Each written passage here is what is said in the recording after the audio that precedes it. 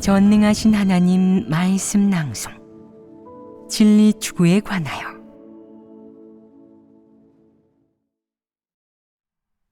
어떻게 진리를 추구해야 하는가? 13. 가정이 너를 키우면서 먹이고 입히며 학교에 보내는 것 말고 가져다 주는 것이 무엇이냐?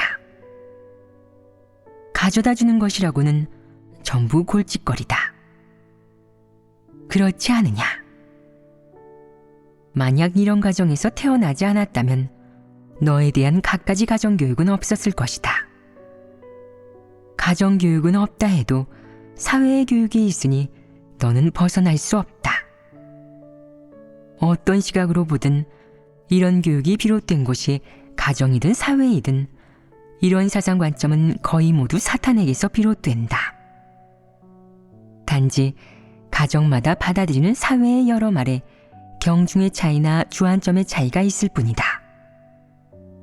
그들은 상응하는 방식으로 자신의 다음 세대를 가르치며 교육했고 각 가정의 구성원들은 저마다 여러 가지 가정교육을 받았다. 사실 이런 교육은 근본적으로 사회와 사탄에게서 비롯된 것이다. 단지 부모의 좀 더 구체적인 말과 행동을 통해 직접적이고 사람이 더욱 쉽게 받아들이는 방식으로 사람의 마음속 깊은 곳에 주입되었을 뿐이다. 그리고 이를 사람이 받아들임으로써 사람의 처세 원칙, 처세 방식이 되고 사람과 이를 바라보거나 처신하고 일을 처리하는 근거도 되었다.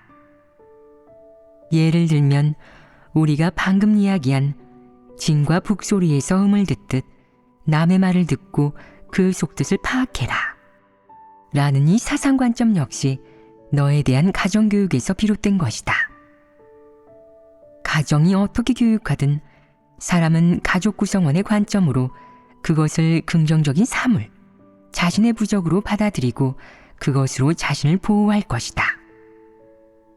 사람은 부모로부터 비롯된 것은 부모가 실천과 체험을 통해 얻은 것이고 이 세상에서 자기에게 해가 되지 않는 유일한 사람, 자기가 더 잘 지내기를 바라고 자기를 보호하려 하는 유일한 사람이 부모라고 생각하기 때문에 부모에게서 비롯된 갖가지 사상관점을 무분별하게 받아들이게 된다.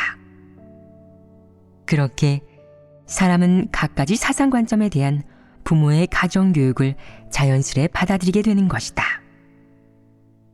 부모에게서 비롯된 갖가지 사상관점의 교육을 받아들이고 나면 사람은 그것을 전혀 의심하거나 분별하지 않는다. 왜냐하면 부모로부터 자주 이런 말을 듣기 때문이다. 예를 들어 세상에 틀린 부모는 없다 라는 말이 무슨 뜻이더냐? 부모의 옳고 그름을 떠나 아무튼 부모가 너를 낳고 키웠기 때문에 부모가 하는 모든 것은 내게 옳은 것이고 시비를 가리거나 거부할 수 없고 더욱이 거역할 수도 없다는 말이다. 이것을 효도라고 한다. 설령 부모가 잘못했어도 일부 사상관점이 뒤처지거나 잘못되었어도 혹은 너를 가르치는 방식이나 사상관점이 옳지 않거나 긍정적이지 않더라도 의심하지 말고 거부하지 말아야 한다. 세상에 틀린 부모는 없다 라는 말 때문이다. 다시 말해 부모에 대해 그들의 옳고 그름을 영원히 분별하지도 평가하지도 말라는 말이다. 자녀 입장에서 보면 자녀의 생명, 자녀의 모든 것은 부모에게서 비롯되었으며 부모는 지극히 높은 존재이기 때문에 양심이 있는 사람이라면 부모가 틀렸다고 말해서는 안 된다는 것이다. 부모가 아무리 틀렸거나 옳지 않거나 쓸모가 없다 해도 부모는 부모다. 너를 키운 가장 친한 사람이자 내게 가장 좋은 사람이고 내게 생명을 준 사람이다. 이는 모든 사람이 받아들이는 말이 아니더냐.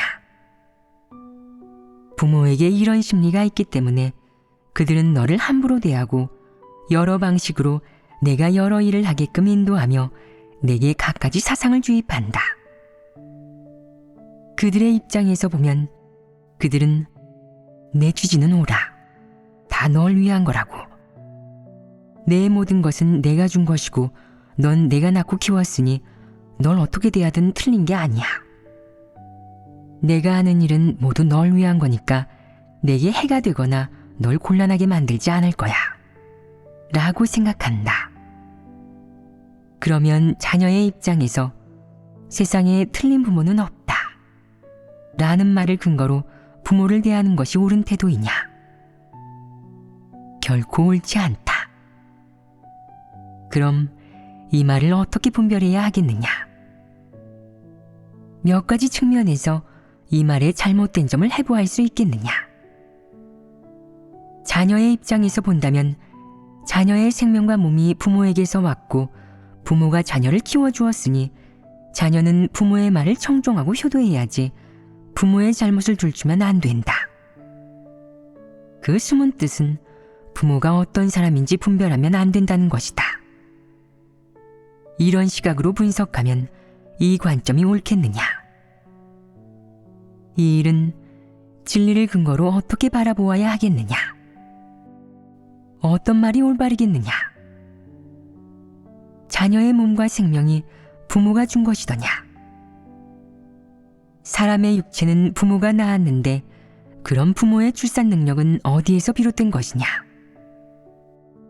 하나님이 주셨고 하나님에게서 비롯된 것입니다. 그럼 사람의 영혼은 어디에서 비롯되었느냐? 역시 하나님에게서 온 것이다. 그러니 근본적으로 말하자면 사람은 하나님이 만들었고 이 모든 것은 하나님이 정해놓은 것이다. 하나님이 그 가정에서 내가 태어나게 정한 것이다. 하나님은 한 영혼을 그 가정에 보냈고 그 후에 내가 이 가정에서 태어나 너와 부모 사이에 이런 인연이 생긴 것이다. 이것은 하나님이 정해놓은 것이다. 하나님의 주제와 정함으로 인해 내 부모가 너를 갖게 되었고 내가 그 가정에서 태어날 수 있었던 것이다. 이것이 근원적인 관점이다. 그런데 만약 하나님이 그렇게 정해놓지 않았다면 어떻게 되겠느냐?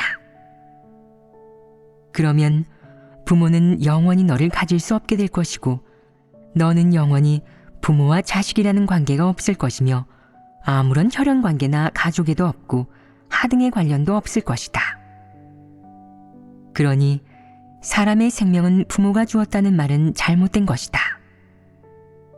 다른 한편으로는 자녀의 입장에서 보면 비록 부모가 자녀보다 한 연배 높긴 하지만 모든 인류를 놓고 보면 부모 역시 다른 모든 사람처럼 폐교된 인류 중 한 명이고 사탄의 폐괴 성품을 가지고 있기에 남들과 다를 바 없고 너와도 다를 게 없다.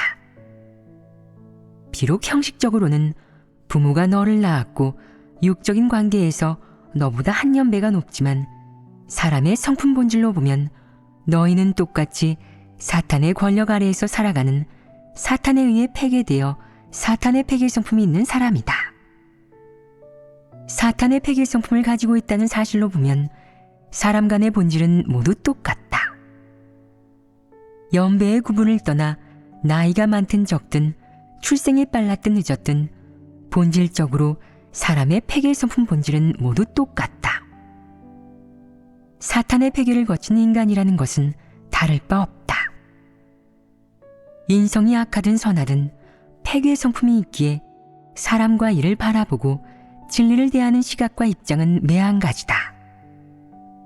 그리고 똑같이 이 사악한 인류 가운데서 살면서 말로든 생각으로든 형식적으로든 이념적으로든 모든 사람이 받아들이는 것은 사악한 세상에서 비롯된 갖가지 사상관점이다. 국가교육이든 사회풍조의 영향이든 받아들이는 것은 모두 사탄에게서 비롯된 여러 사상으로 진리에 전혀 부합하지 않으며 진리가 있지도 않기에 사람은 무엇이 진리인지 더욱 이해하지 못하는 것이다. 이런 점에서 보면 부모와 자식은 평등하며 사상관점도 똑같다. 단지 부모가 20, 30년 먼저 이런 사상관점을 받아들였고 내가 조금 늦게 받아들였을 뿐이다. 다시 말해, 내가 정상인이라면 같은 사회적 배경에서 너와 부모가 받아들인 것은 똑같이 모두 사탄에게서 비롯된 폐괴와 사회 풍조에서 비롯된 영향, 그리고 사회의 여러 사악한 시류에서 비롯된 사상관점이다. 이런 점에서 보면 자녀와 부모는 같은 부류이다. 하나님의 관점에서 하나님의 정함, 하나님의 예정과 택함이라는 전제를 내려놓고 본다면 자녀이든 부모이든 모두 피조물이다. 하나님을 경배하는 피조물이든 그렇지 않은 피조물이든 모두 피조물로 통칭되며 하나님의 주제와 배치, 안배를 받아들이고 있는 것이다. 이런 점에서 보면 자녀와 부모의 지위는 하나님이 보기에 사실은 평등하다. 모두가 똑같이 평등하게 하나님의 주제와 안배를 받아들이고 있는 것이다. 이는 객관적 사실이다. 만약 하나님에게 택함받고 평등하게 진리를 추구할 수 있는 기회가 모두에게 있다면 평등하게 하나님의 형벌과 심판을 받아들일 기회, 평등하게 구원받을 기회도 당연히 있는 것이다. 부모와 자식은 위의 공통점을 제외하면 오직 하나의 차이점만 있다. 바로 사람들이 흔히 말하는 연배가 자녀보다 앞선 점이다. 이런 연배는 무엇을 의미하겠느냐? 바로 나이가 20, 30살 많아 한 연배가 앞섰으니 나이를 그만큼 더 먹었다는 말일 뿐이다. 부모의 특별한 신분 때문에 자녀는 반드시 부모에게 효도하고 자녀의 도리를 다해야 하겠지만 부모에 대한 책임은 여기까지이다. 하지만 자녀와 부모는 똑같이 폐괴된 인간이기 때문에 부모라고 해서 자녀에게 윤리적 모범이 되는 것이 아니고 자녀가 진리를 추구하는데 표대나 본보기가 되는 것은 아니며 자녀가 하나님을 경배하고 하나님께 순종하는데 본보기가 되는 것은 더더욱 아니다. 물론 부모가 진리의 화신은 아니기에 자녀가 부모를 윤리적 본보기나 청종의 대상으로 삼아야 할 의무나 책임도 없다. 자녀가 부모의 행동과 성품 본질을 분별하는 것을 두려워했어도 안 된다. 다시 말해 자녀는 세상에 틀린 부모는 없다. 라는 사상관점으로 부모를 대해서는 안 되는 것이다. 이 관점은 부모의 특별한 신분, 즉 하나님의 정함으로 너를 낳았고 너보다 20, 30살, 나아가 40, 50살이 많다는 점을 바탕으로 하고 있다. 단지 육적인 측면에서 그들의 신분과 연배가 자녀와 다를 뿐이다. 이 차이점 때문에 부모를 아무런 잘못이 없는 사람으로 여긴다. 이것이 옳으냐? 이것은 옳지 않다. 비이성적이며 진리에 부합하지도 않는다. 부모와 자식이 이런 관계라면 부모를 어떻게 대해야 하는지 묻는 사람들이 있다. 부모가 하나님을 믿으면 하나님을 믿는 사람으로 대하고 하나님을 믿지 않으면 믿지 않는 사람으로 대하며 부모가 어떤 사람인지에 따라 그에 해당되는 진리 원칙으로 대하는 것이다. 그가 마귀이면 마귀라고 말하고 그에게 인성이 없으면 인성이 없다고 말해야 한다.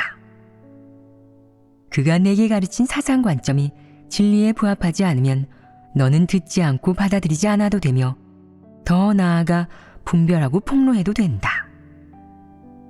부모가 만약 다 너 잘되라고 하는 말이다 라고 하면서 울고불고 죽겠다 한다면 너는 신경 쓰겠느냐? 부모가 믿지 않는다면 내가 신경 쓰지 않으면 그만이다. 그가 이렇게 요란을 떠는 것을 보니 너는 그가 마귀와 전혀 다를 게 없다는 것을 한눈에 알 수 있다. 하나님을 믿는 것에 관한 이런 진리는 사람이 반드시 받아들여야 하는 사상관점인데 그가 받아들이지 못하고 귀 기울이지 않으니 그는 무엇이겠느냐? 하나님의 말씀을 알아듣지 못하니 그는 사람이 아니지 않겠느냐? 너는 이렇게 생각해야 한다. 내 부모이긴 하나 인성이 없어.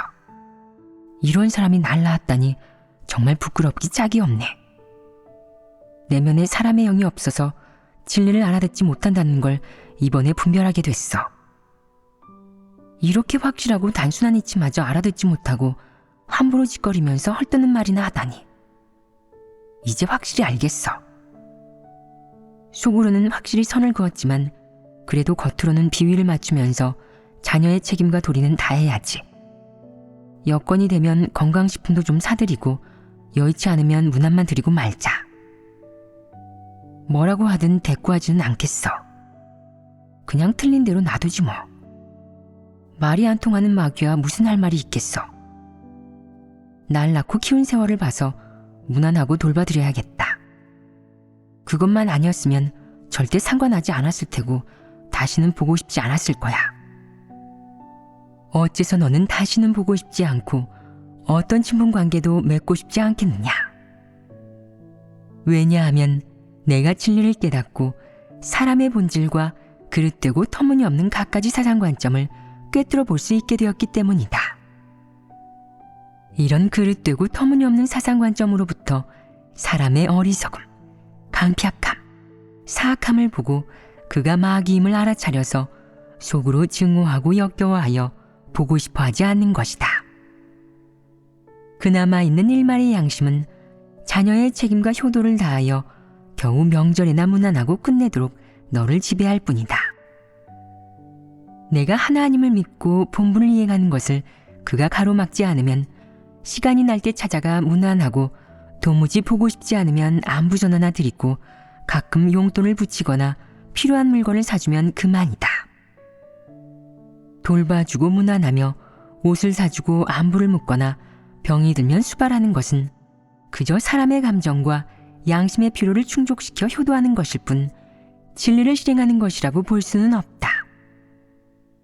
내가 아무리 그를 역겨워하거나 그의 본질을 꿰뚫어 본다고 해도 그가 살아있는 동안은 자녀가 해야 할 도리를 다해야 하고 필요한 책임을 감당해야 한다. 어렸을 때는 부모가 너를 돌보고 부모가 늙었을 때는 여건이 되는 대로 내가 그들을 돌보아야 하는 것이다. 그가 잔소리를 하고 싶어하면 하게 두어라. 그래도 내가 그가 주입하는 사상관점을 듣지 않고 그의 말을 받아들이지 않으며 그의 방해와 속박을 받지 않는다면 훌륭한 것이다. 이는 내 분량이 자랐음을, 그리고 내가 하나님 앞에서 굳게 서서 증거하였음을 말해준다. 하나님은 내가 그들을 돌본다고 해서 정죄하지 않을 것이며 내가 어찌하여 그렇게 정에 이끌리느냐. 진리를 받아들이고 진리를 추구하면서 왜 그를 돌보느냐 라고 나무라지 않을 것이다. 이는 처신의 가장 기본적인 책임이자 의무이며 여건이 허락하는 한 내 의무를 다하는 것이지 정에 이끌린 것이 아니기에 하나님은 정죄하지 않는다. 물론 세상에서 내가 의무와 책임을 다해야 하는 대상인 부모 외에 형제간, 친지, 친척들은 모두 내 책임이나 의무와 아무 관계가 없다. 너는 그들에게 잘 보이거나 살갑게 굴거나 그들을 도와줄 아무런 의무나 책임이 없는 것이다. 그렇지 않으냐? 세상에 틀린 부모는 없다. 라는 말이 명확하게 설명되었느냐?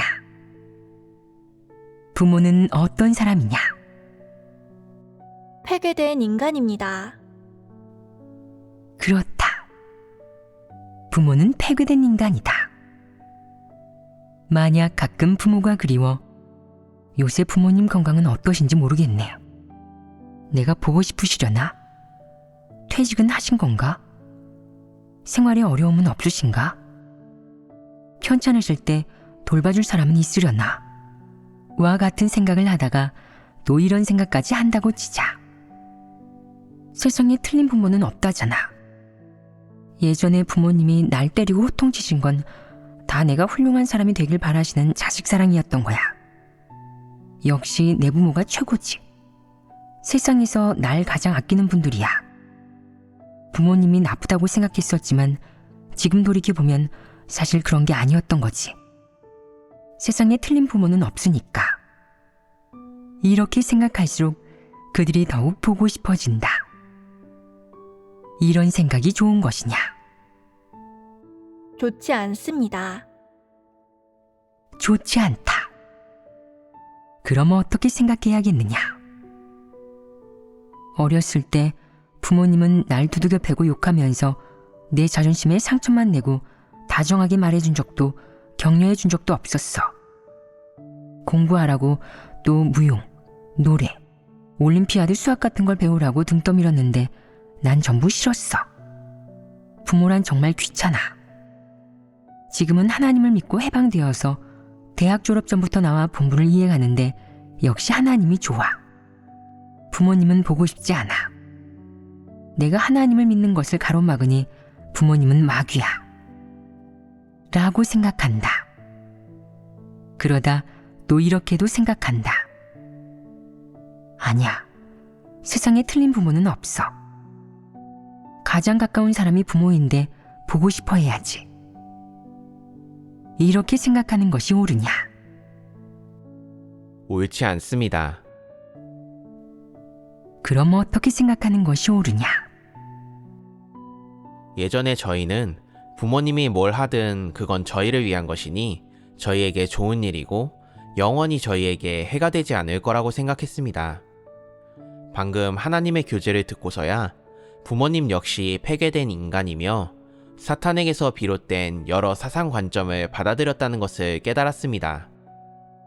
은연중 부모님이 저희에게 여러 가지 사탄의 관점을 주입하여 저희의 처신과 일처리가 진리와 동떨어졌고 사탄의 철학대로 살게 된 것입니다. 이제 부모님 마음속에 있는 것이 분별되니 부모님에 대한 그리움이나 생각도 훨씬 줄게 될 것입니다. 부모를 대할 땐 먼저 이성적으로 혈연이란 관계에서 벗어나 내가 받아들이고 인식한 진리로 그들을 분별해야 한다. 그들의 행동이나 처신의 기저에 깔린 사상 관점, 동기, 그리고 그들의 행동이나 처신의 원칙과 방식을 바탕으로 그들을 분별하면 그들 역시 사탄에게 폐괴된 사람임을 증명할 수 있다.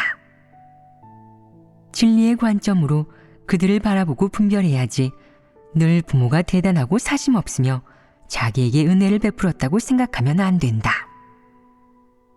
이런 관점으로 그들을 바라보면 너는 영원히 그들에게 존재하는 문제를 찾지 못한다. 가족이나 자녀의 관점으로 부모를 바라보지 말고 이런 틀에서 벗어나 그들이 세상과 진리, 사람, 일, 사물을 어떻게 대하는지 보고 조금 더 구체적으로는 그들이 내게 가르친 사람과 일을 바라보거나 처신하고 일을 처리하는 사상 관점을 보아라. 이를 통해 그들을 인식하고 분별해야 하는 것이다. 그러면 그들의 인성과 인품, 그리고 그들이 사탄에게 폐괴된 사실이 조금씩 분명해질 것이다. 그들이 대체 어떤 사람인지, 그들이 하나님을 믿지 않는다면 하나님을 믿는 사람을 어떤 태도로 대하고 하나님을 믿는다면 어떤 태도로 진리를 대하는지, 또 진리를 추구하는 사람인지, 진리를 사랑하고 긍정적인 사물을 사랑하는지, 그들의 인생관과 세계관은 어떤지 등을 바탕으로 그들을 분별한다면 명확하게 알 수 있을 것이다. 이런 일이 분명해지면 내 마음속에서 대단하고 존귀하며 흔들리지 않던 부모의 지위가 변하게 된다. 이런 것들이 변하게 되면 부모가 내보인 모성애와 부성애, 구체적인 언행이나 그들의 대단한 이미지는 내 마음속에서 조금씩 흐려지게 될 것이다. 너에 대한 부모의 사랑이 얼마나 사심없고 위대하든, 얼마나 너를 정성껏 보살피고 돌보며 더 나아가서는 애지중지하든, 은연중 부모가 내 마음속에서 중요한 지위를 차지하지 않게 된다. 사람은 항상 말한다. 저희 엄마 아빠는 절 너무 아끼세요. 집을 떠나 있으면 엄마는 항상 밥은 먹었니? 제때 챙겨 먹은 거야? 라고 묻고 아빠는 늘 쓸 돈은 있니? 없으면 아빠가 보내줄게. 라고 해요. 돈 있으니까 괜찮아요. 라고 말하면 아니야. 있어도 아빠가 좀 보내줄게. 라고 하세요. 사실 그들은 자기가 덜 먹고 아껴 쓰면서 씀씀이를 줄이고 내가 밖에서 넉넉하게 지낼 수 있게 그 돈을 보내주는 것이다. 아버지, 어머니는 늘 집에서는 검소하게 지내도 외출할 땐 지갑이 두둑해야지. 밖에서는 여윳돈을 가지고 있어야 해. 돈 부족하면 말만 하렴. 엄마가 보내줄게. 카드에 넣어줄게. 라고도 한다. 부모의 이런 사심없는 관심과 사랑, 보살핌, 돌봄, 더 나아가 자녀를 과보호하거나 응석바지로 키우는 것은 내게 있어 영원히 잊히지 않는 무조건적 헌신이다. 이런 사심없는 헌신은 내 마음속 깊은 곳에서 커다란 온기가 되어 너와 그들의 관계를 얽어 내가 그들을 포기하지 못하고 마음을 쓰게 만들며 늘 그들을 염려하고 그리워하게 한다. 심지어 너는 항상 이런 정 속에 파묻혀 그들의 정에 붙들린 채로 살려고 한다. 이는 어떤 현상이냐? 부모의 사랑에는 사심이 없다. 그러나 부모가 너를 얼마나 정성스럽게 보살피든 혹시 아끼고 아낀 돈을 내게 쓰라고 주고 내가 필요로 하는 온갖 물건을 사주더라도 지금 당장은 내 눈에 행복으로 보일 수 있는 그것이 장기적으로 내게 좋은 일은 아니다. 그들에게 사심이 없을수록 내게 잘해줄수록 내게 관심을 가질수록 이런 정을 너는 포기할 수 없고 내려놓을 수 없으며 잊어버릴 수 없을 것이다. 이럴수록 너는 그들을 더욱 그리워하게 된다.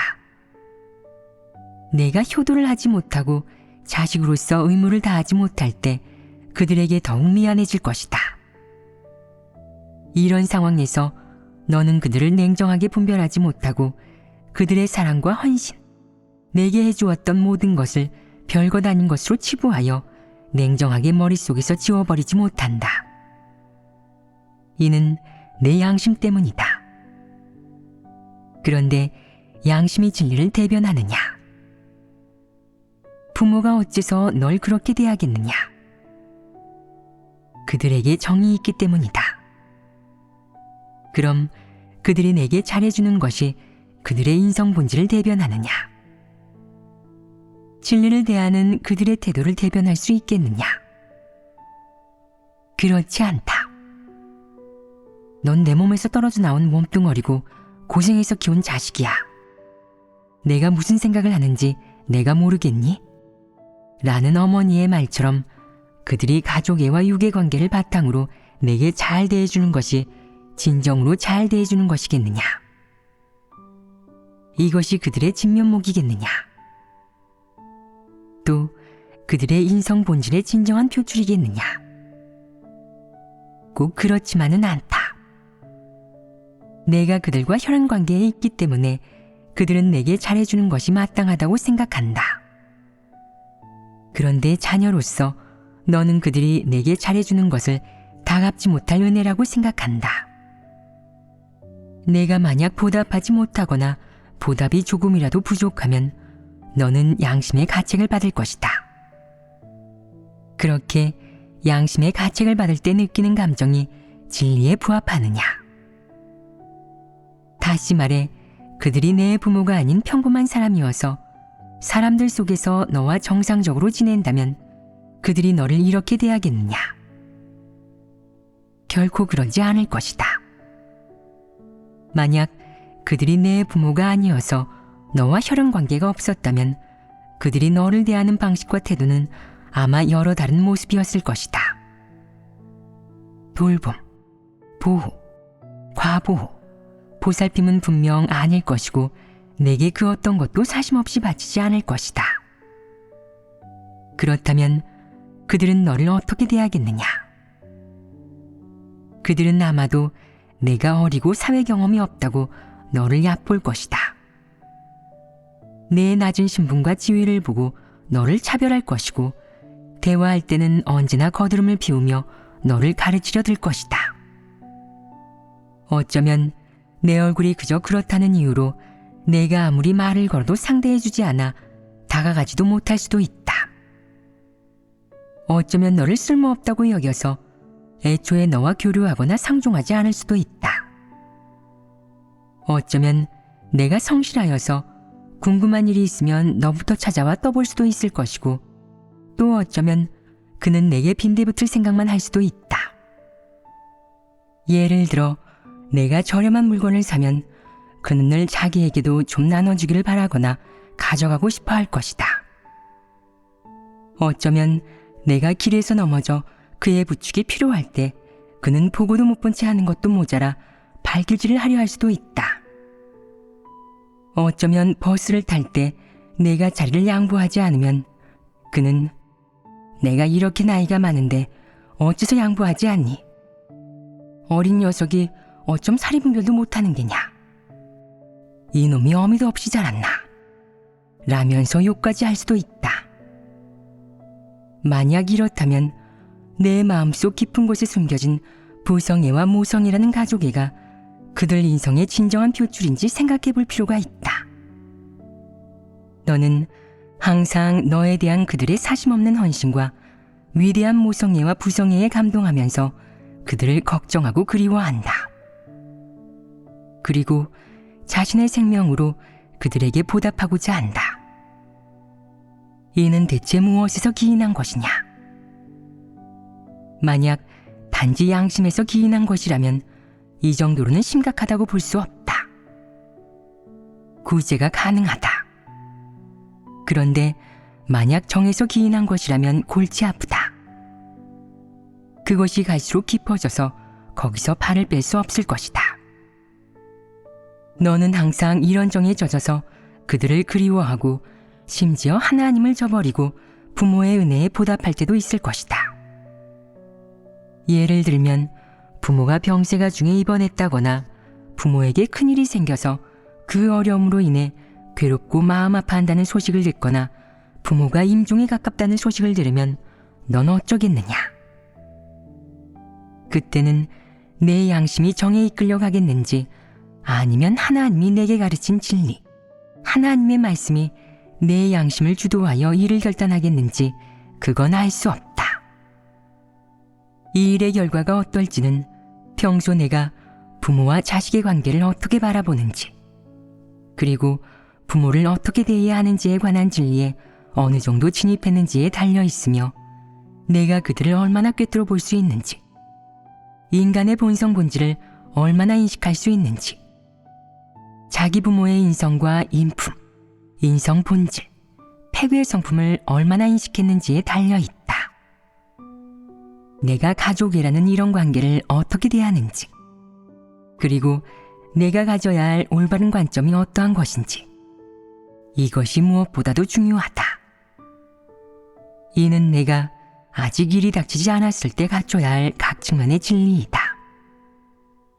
나머지 친지, 친척, 할아버지, 할머니, 외할아버지, 외할머니 등 제3자, 즉 이처럼 사람의 정에서 중요한 위치를 차지하지 않는 부모 외의 사람들은 내려놓기가 어렵지 않다. 오직 부모만이 세상에서 가장 가까운 사람으로 여겨지고 인생에서 중요한 역할을 하고 사람의 일생에 중요한 작용을 하는 사람이기에 내려놓기가 쉽지 않다. 만약 가정 영향으로 생기는 여러 사상들에 대해 오늘 내게 명확한 인식이 생겼다면 부모에 대한 정을 내려놓는 데 도움이 될 것이다. 가정에서 받은 영향이라는 것은 그저 모호한 말에 불과하고 사실 가장 구체적인 영향은 부모에게서 비롯되기 때문이다. 부모의 말 한마디, 어떤 일에 임하는 부모의 태도, 부모가 일을 처리하는 방식과 수법, 이런 것들이야말로 내가 받은 영향을 가장 정확하게 설명하는 말이다. 부모로부터 배운 사상과 행동 방식, 논조를 내가 구체적으로 분별하고 인식하고 나면 부모라는 역할의 본질, 그들의 인품, 그들의 생존관, 그들의 일처리 방식에 대해 정확한 평가와 인식이 생기게 된다. 정확한 평가와 인식이 생기고 나면 은연중 내 마음속에서 부모의 역할이 긍정적인 것에서 차츰 부정적인 것으로 바뀌게 된다. 부모가 내 마음속 깊은 곳에서 완전히 부정적인 역할이 되면 그때 그들에게 붙였던 정과 심리적 의존, 그리고 그들에 대한 큰 사랑을 차츰 내려놓을 수 있게 된다. 그때가 되면 너는 자기 마음속 깊은 곳에 가지고 있던 부모의 이미지가 무척 대단했음을 자각하게 될 것이다. 특히 교과서에서 배웠던 아버지의 뒷모습, 그리고 몇 년 전 유행했던 세상에서 엄마가 제일 좋아 라는 중화권을 강타한 대만 영화의 주제가는 인간에 대한 사회와 세상의 교육에서 비롯된 것이다. 내가 이런 일들 이면의 본질이나 진면목을 인식하지 못했을 때는 이런 교육을 긍정적인 것이라고 생각하여 너는 기존 인성을 바탕으로 부성애와 모성애의 위대함을 더욱 인정하고 신뢰하게 된다. 그럼으로써 내 마음속에 초래되는 결과는 내가 부성애와 모성애를 사심없고 위대한 것이자 신성불가침한 것으로 여기기 때문에 부모가 아무리 나빠도 그들의 사랑이 사심없고 위대하다는 것은 의심의 여지가 없는 사실이며 이를 부인하거나 그들을 모욕할 수 있는 사람은 아무도 없다고 생각하는 것이다. 그 때문에 너는 그들을 분별하거나 폭로하려 하지 않고 마음속에 그들의 자리를 어느 정도 남겨놓으려 한다. 왜냐하면 너는 부성애와 모성애가 영원히 지고지순하고 위대하며 신성불가침한 것이고 아무도 부인할 수 없는 것이라고 여기기 때문이다. 이것은 내 양심의 마지노선이자 내 사람됨의 마지노선이다. 만약 부성애와 모성애가 위대하지 않고 완전 무결하지도 않다고 하는 사람이 있으면 너는 필사적으로 그에게 맞서려 할 것이다. 이는 비이성적이다.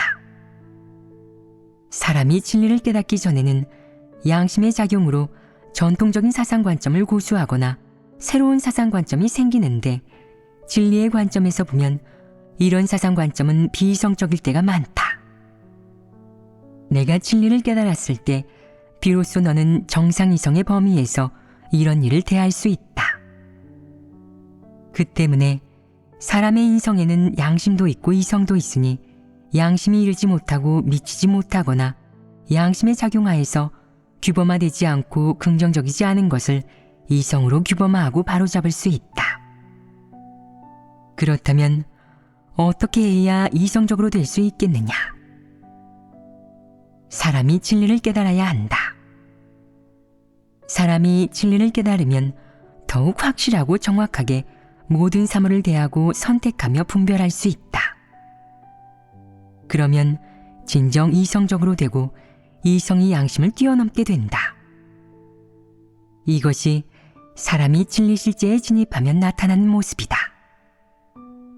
이 말을 너희가 당장 알아듣기는 어렵겠지만 내게 진실한 체험이 생기고 진리를 깨달으면 알게 될 것이다. 세상에 틀린 부모는 없다. 라는 말은 이성에서 비롯되었느냐 아니면 양심에서 비롯되었느냐. 이성이 아닌 양심의 작용하에 정에서 비롯된 것이다. 그럼 이 말이 이성적이겠느냐? 비이성적이다. 어째서 비이성적인 것이냐? 정에서 비롯되었고 진리에 부합하지 않기 때문이다. 그럼 언제 부모를 이성적으로 바라보고 대할 수 있겠느냐? 바로 진리를 깨닫고 이런 일의 본질과 근원을 꿰뚫어 보는 때이다. 이를 꿰뚫어 보고 나면 내가 다시 그들을 대할 때 양심에 기대지 않게 되고 정이나 양심이 아무런 역할도 하지 못하고 진리에 따라 그들을 바라보고 대하게 될 것이다. 그러면 이성적인 것이다. 부모를 어떻게 대해야 하는지에 대한 주제가 확실히 교제되었느냐? 이것은 중요한 일이다. 가족들은 세상에 틀린 부모는 없다. 라고 말하는데 너는 그것의 옳고 그름을 알지도 못하면서 그냥 받아들인다. 그리고 부모가 지나친 일을 하면 생각한다.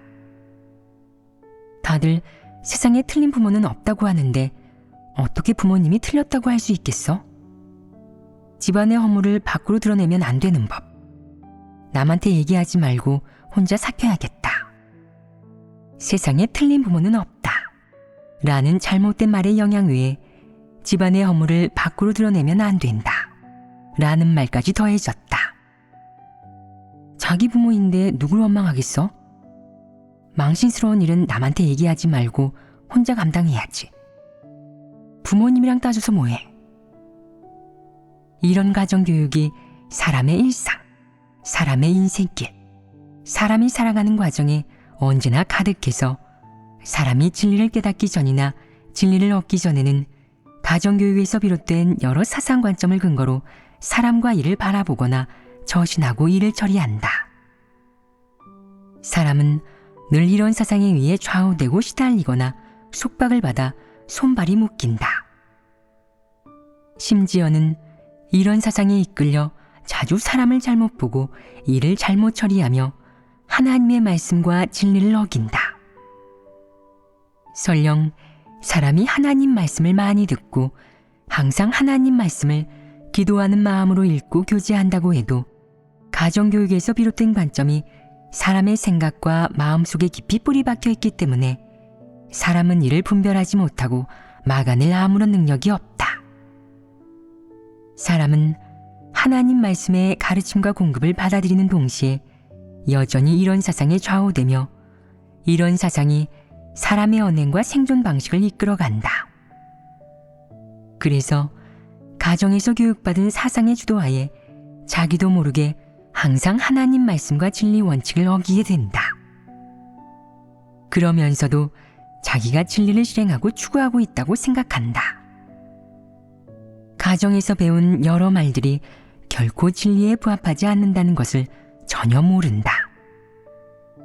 더욱 심각한 것은 이렇게 가정에서 교육받은 말이 한 번 또 한 번 사람을 진리에 반하는 길로 이끄는데도 사람이 그것을 알지 못한다는 점이다. 그렇기 때문에 진리를 추구하고 진리 실제에 진입하려면 먼저 가정에서 받은 여러 영향을 분명하게 분별하고 인식해야 하며 다음으로 가정이 내게 미친 갖가지 사상적 영향에서 벗어나도록 노력해야 한다. 물론 확실하게 말할 수 있는 것은 내가 가정에서 받은 영향을 끊어내야 한다는 것이다. 내가 그 가정에서 태어났다고 해서 반드시 이렇게 행동하고 저렇게 살아야 한다고 생각하지 말라는 것이다. 내게는 그들의 전통이나 그들이 일을 처리하고 행동하는 여러 방식과 방법을 계승할 아무런 책임이나 의무가 없다. 내 생명은 하나님으로부터 왔다. 너는 오늘 하나님에게 선택되었으며 내가 추구해야 할 목표는 구원받는 것이다. 그렇다면 너는 가정에서 영향받은 여러 사상을 근거로 사람과 일을 바라보거나 처신하고 일을 처리해서는 안 되고 하나님의 말씀, 하나님으로부터 비롯된 여러 가르침에 따라 사람과 일을 바라보거나 처신하고 일을 처리해야 한다. 그래야만 너는 마지막에 구원받을 수 있을 것이다. 물론 가정에서 영향받는 것에는 위에서 열거한 말만 있는 것은 아니다. 내가 말한 것은 일부에 불과하다. 가정마다, 가족마다, 또 사회나 민족, 종교에서 생겨난 저마다 다른 다양한 가정교육이 더 있다. 그리고 이런 다양한 가정교육은 인간에게 다양한 사상적 영향을 준다. 이런 다양한 사상적 영향이 어떤 민족, 어떤 종교 문화에서 비롯되었든 진리에 부합하지 않고 하나님에게서 비롯된 것이 아닌 사람에게서 비롯된 것이라면 사람은 그것을 내려놓고 끊어내야 한다. 그것을 고수해서는 안 되고 계승해서는 더더욱 안 된다. 그런 것들은 모두 사람이 포기해야 할 것이며 벗어던져야 할 것이다. 그래야만 사람은 진정으로 진리 추구의 길을 걸을 수 있으며 진리 실제에 진입할 수 있다. 우리가 교제한 가정교육에서 비롯된 이런 말은 한편으로는 대표성을 가지고 있는 것이고 다른 한편으로는 사람들 사이에서 늘 언급되는 것이다. 특수하고 대표성이 없는 내용에 관해서는 다루지 않도록 하겠다. 가정에 관한 주제를 교제했는데 어떠했느냐? 도움이 좀 되었느냐? 교제의 필요성이 있었느냐? 누구든 가정이 있고 가정의 영향을 받는다. 가정이 내게 주입한 것은 모두 독이고 정신적 마약이라 널 엄청난 고통 속으로 몰아넣는다. 부모가 내게 주입했을 때 처음에는 무척 좋다고 생각될 것이다. 마치 마약을 한 것처럼 온몸이 편안해져서 낙원에 있는 기분이다. 하지만 시간이 조금 지나고 나면 말짱 도루묵이니 이런 자극을 더 찾아야 한다. 정신적 마약이 내게 가져다 주는 것은 끝없는 고뇌와 혼란일 뿐이다. 이제 와서 벗어나려 해도 정말이지 벗어나기 쉽지 않다. 단숨에 벗어날 수 있는 것이 아니다. 사람이 이런 것들을 내려놓으려면 시간과 노력을 들여서 그것을 인식하고 낱낱이 파헤쳐 똑똑히 알고 꿰뚫어 보아야 한다. 그런 다음 관련된 일이 일어났을 때 그것을 내려놓고 저버려서 그 원칙에 따라 처리하지 않고 하나님이 사람에게 가르쳐준 방식으로 실행하고 처리할 수 있어야 하는 것이다. 이 몇 마디 말들은 단순하게 들리지만 20, 30년, 심지어 평생에 걸쳐 실행해야 할 것이다. 어쩌면 평생 가정이 내게 주입한 말에서 생겨난 사상관점과 싸우고 그것을 잘라내고 끊어내기 위해 감정과 노력을 쏟아야 할지도 모른다. 그리고 육적으로 어느 정도 고통을 받아야 하며 하나님을 대단히 원하는 마음과 진리를 추구하고자 하는 간절한 의지가 있어야 한다. 이런 것들을 갖춰야만 차츰 변화되어 진리 실제에 진입할 수 있는 것이다. 진리와 생명을 얻는 것은 여간 어려운 일이 아니다. 사람이 설교를 많이 들으면 하나님을 믿는 것에 관한 도리를 좀 깨달을 수 있지만 진정으로 진리를 깨닫고 사람에 대한 가정의 교육과 이방인의 사상관점을 분별하는 것은 쉽지 않다. 설령 설교를 듣고 진리를 깨달을지라도 하루아침에 진리 실제에 진입할 수 있는 일이 아니다. 그렇지 않으냐? 그럼 오늘은 여기까지 교제하고 다음에 다시 보도록 하자.